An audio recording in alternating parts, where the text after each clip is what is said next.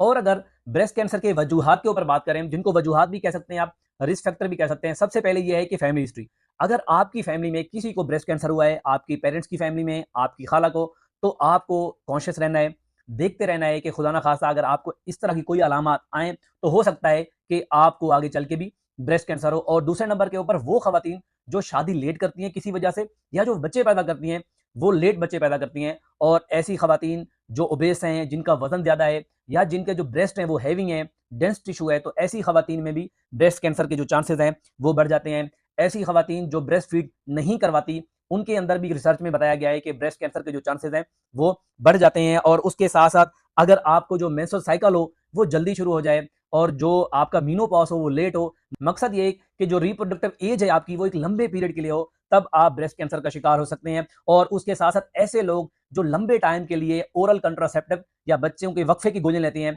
उनमें भी ये शवाहिद मिले हैं कि ब्रेस्ट कैंसर के चांसेस उनमें भी हो सकते हैं। और आजकल की खवातीन जो वेप इस्तेमाल करती हैं, जो स्मोकिंग करती हैं और जो अल्कोहल लेती हैं, उनके अंदर भी जो ब्रेस्ट कैंसर है उनके चांस बहुत ज्यादा है। खवातीन जो किसी वजह से रेडिएशन के पास रहती हैं, हमारी बहुत सारी खवातीन ऐसी हैं जो किसी ऐसी जगहों के ऊपर काम करती हैं जहां पे रेडिएशन होती हैं, जो रेडियोलॉजिस्ट होते हैं वो भी किसी हद तक रेडिएशन की जगहों पे काम करते हैं, जो टेक्नीशियंस होते हैं वो भी काम करते हैं। तो ऐसी खवातीन के अंदर जो ब्रेस्ट कैंसर के चांसेस हैं वो दूसरी खवातीन की निस्बत ज्यादा देखे गए। और